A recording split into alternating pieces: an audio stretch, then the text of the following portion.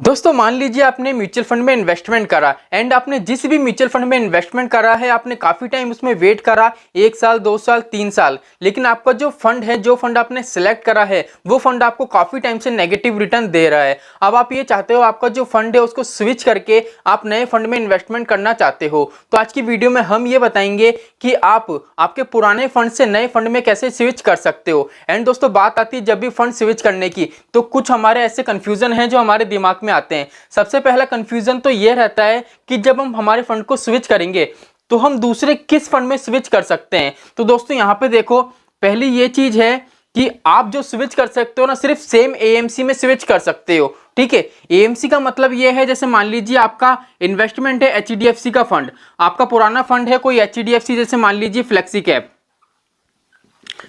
Cap, ठीक है, HDFC flexi cap. अब आप ये चाहते हो इस फंड को स्विच करना चाहते हो किसी दूसरे फंड में, तो यहाँ पे मैं बता दूं आप सिर्फ सेम एएमसी के फंड में इन्वेस्टमेंट कर सकते हो।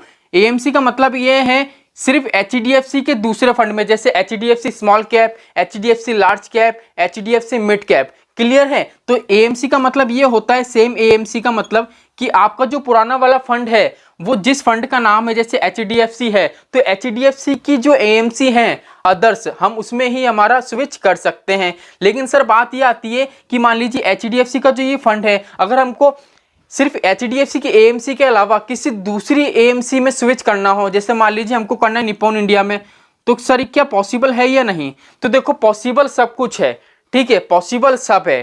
ठीक है, पहला कंफ्यूजन तो आपका ये रहता है। ठीक है, दूसरा कंफ्यूजन ये रहता है कि सर जब हम हमारे फंड को स्विच करेंगे तो हमको टैक्स कितना पे करना पड़ेगा। ठीक है, अगर मान लीजिए आप काफी टाइम तक किसी फंड पे रुके हुए हो, जैसे मान लीजिए आपने 3 साल 4 साल आपने वेट कर लिया, उसके बाद आप आपके फंड को स्विच कर रहे हो, तो सर हमारा जो कंपाउंडिंग है क्या उस पर इफेक्ट पड़ेगा, क्या हमको प्रॉफिट मिलेगा या प्रॉफिट हमारा लॉस में कन्वर्ट हो जाएगा। ठीक है, तो इसकी कंप्लीट जितने भी जो मैंने आपको पॉइंट बताया ना इसकी कंप्लीट जानकारी आपको कल की वीडियो में मिलेगी। आज की वीडियो में मैं आपको सिर्फ इतना बताऊंगा कि सेम एएमसी में किसी फंड को स्विच कैसे करा जाता है। तो सिंपली दोस्तों वीडियो शुरू हो उससे पहले मैं विकास स्वागत करता हूं आपका ग्रो बिजनेस फाइनेंस हब में। दोस्तों आपने अभी तक चैनल को सब्सक्राइब नहीं करा हो तो चैनल को सब्सक्राइब कर लीजिए, क्योंकि म्यूचुअल फंड से रिलेटेड हर वीडियो आपको इस चैनल पे मिलते रहते हैं। तो चलिए शुरू करते हैं आज की हमारी वीडियो को। तो सिंपली दोस्तों हम चलेंगे हमारे मोबाइल की स्क्रीन पे। तो सिंपली साइड में आपको मोबाइल की स्क्रीन दिख रही होगी, हम चलेंगे हमारी ग्रो एप्लीकेशन में। दोस्तों प्रोसेस सेम रहता है, चाहे आप ग्रो एप्लीकेशन से करो, चाहे आप एंजल वन से करो, और चाहे आप किसी भी थर्ड पार्टी एप्लीकेशन से करो। सिंपली हम इसमें हमारा पिन एंटर करेंगे। जैसे ही हम हमारा पिन एंटर करेंगे हम चलेंगे म्यूचुअल फंड वाले सेक्शन में। तो सिंपली दोस्तों यहाँ पे आपको डैशबोर्ड पे क्लिक करना है। डैशबोर्ड में क्लिक करने के बाद दोस्तों आपने जिस जिस फंड में इन्वेस्टमेंट कर रखा है कंप्लीट पोर्टफोलियो आपके सामने आ जाएगा। अब यहाँ पे ये चीज़ देख लीजिए दोस्तों, मैं आपको फंड बताता हूँ। जैसे ये देख लीजिए, मेरा एक है एचडीएफसी स्मॉल कैप फंड और दूसरा है दोस्तों एचडीएफसी फ्लेक्सी कैप फंड। ठीक है, अब मुझे ये एचडीएफसी फ्लेक्सी कैप फंड है इसको स्विच करना है। ठीक है, अब सिंपली मैं इस पर क्लिक करूंगा। क्लिक करने के बाद दोस्तों सिंपली डिटेल्स एंड मोर पे मैं क्लिक करूंगा। जैसे मैं डिटेल्स एंड मोर पे क्लिक करता हूं तो यहाँ पे लिखा हुआ है एक ऑप्शन स्विच का। अब सिंपली मैं क्या करूंगा, स्विच वाले बटन पे क्लिक करूंगा। ठीक है, तो सिंपली दोस्तों यहाँ पे देख लीजिए, यहाँ पे लिखा हुआ है switch from HDFC flexi cap fund direct growth. Clear है? नीचे लिखा हुआ है दोस्तों अवेलेबल टू स्विच, यहाँ पे जितने भी दोस्तों मेरे यूनिट्स हैं वो लिखे हुए हैं। क्लियर है? अब यहाँ पे लिखा हुआ है exit load by fund house और उसके जस्ट नीचे आपको एक चेक बॉक्स का बटन दिख रहा होगा। अब इसका मतलब क्या है इसको दोस्तों पहले हम समझ लेते हैं। दोस्तों जैसे मेरा फंड है एचडीएफसी फ्लेक्सी कैप, अब दोस्तों इस फंड का जितना भी इन्वेस्टमेंट है, मैंने जितना भी इन्वेस्टमेंट कर रखा है, इस पूरे इन्वेस्टमेंट को अगर मैं स्विच करना चाहता हूं किसी दूसरे फंड में, तो क्या दोस्तों मैं एक चेक बॉक्स है इस पर क्लिक नहीं करूंगा।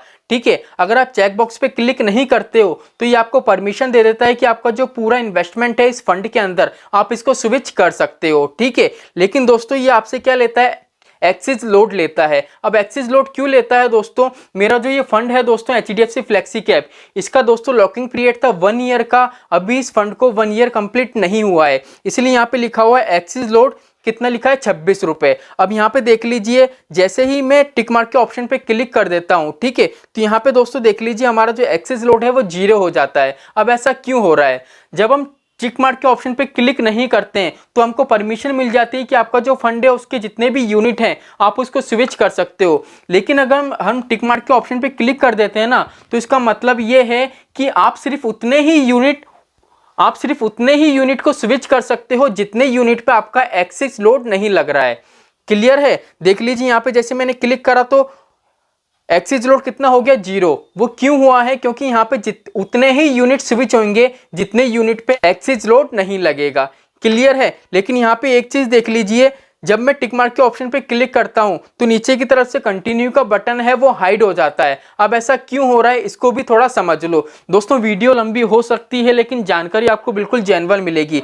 अब दोस्तों यहाँ पे देख लीजिए कंटिन्यू का बटन वो हाइड इसलिए हुआ है क्योंकि दोस्तों मेरा जो ये फंड है इसको 1 ईयर कंप्लीट नहीं हुआ है। इसका जो लॉकिंग पीरियड था वो कंप्लीट नहीं हुआ है। अगर किसी फंड का लॉकिंग पीरियड कंप्लीट नहीं होता है और उस फंड के आप थोड़े से यूनिट,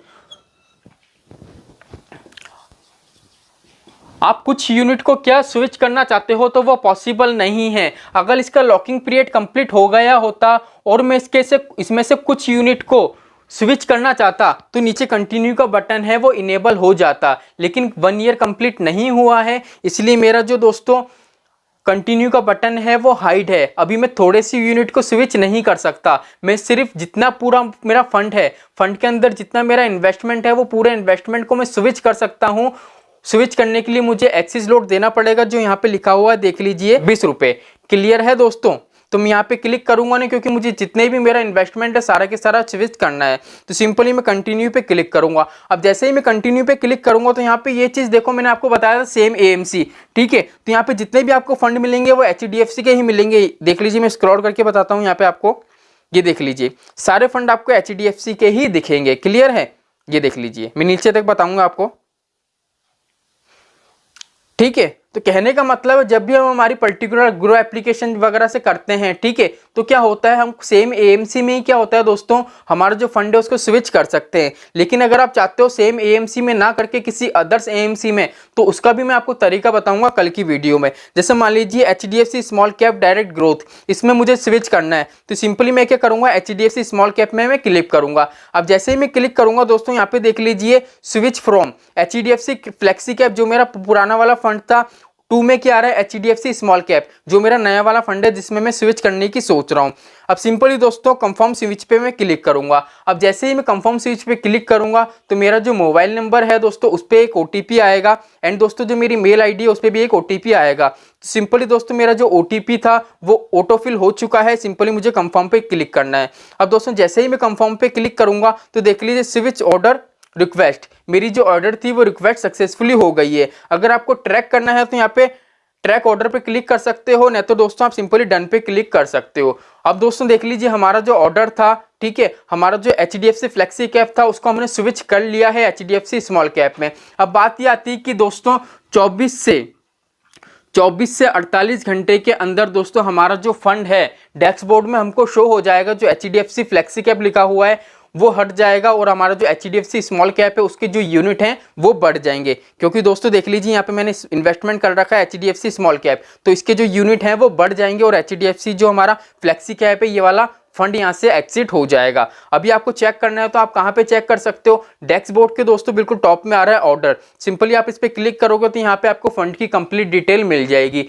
तो इस तरीके से दोस्तों सेम एएमसी में आपका जो फंड है आप उसको स्विच कर सकते हो, ठीक है। एंड दोस्तों कल की हमारी जो वीडियो आएगी उस वीडियो में आपको कंप्लीट बताऊंगा कि मान लीजिए सेम एएमसी में आप नहीं करना चाहते हो, किसी अदर्स एएमसी में करना चाहते हो तो आपको क्या प्रोसेस फॉलो करना पड़ेगा। ऐसा नहीं है कि ग्रो एप्लीकेशन से नहीं कर सकते हो, ग्रो एप्लीकेशन से कर सकते हो लेकिन उसका प्रोसेस कुछ और रहता है एंड कितना आपको टैक्स पे करना पड़ता है। दोस्तों देखो यहाँ पे टैक्स के ऊपर मैंने ऑलरेडी क्या है दोस्तों वीडियो बना रखी है, मैंने 2 वीडियो बना रखी है, लेकिन कल की वीडियो में मैं आपको कंप्लीट बताऊंगा जिससे आपको जगह जगह कहीं वीडियो पे क्लिक नहीं करना पड़े, एक वीडियो में आपको कंप्लीट जानकारी मिल जाए। तो चलिए दोस्तों आज के लिए इतना ही, मिलते हमारी नेक्स्ट वीडियो में। जय श्री श्याम दोस्तों।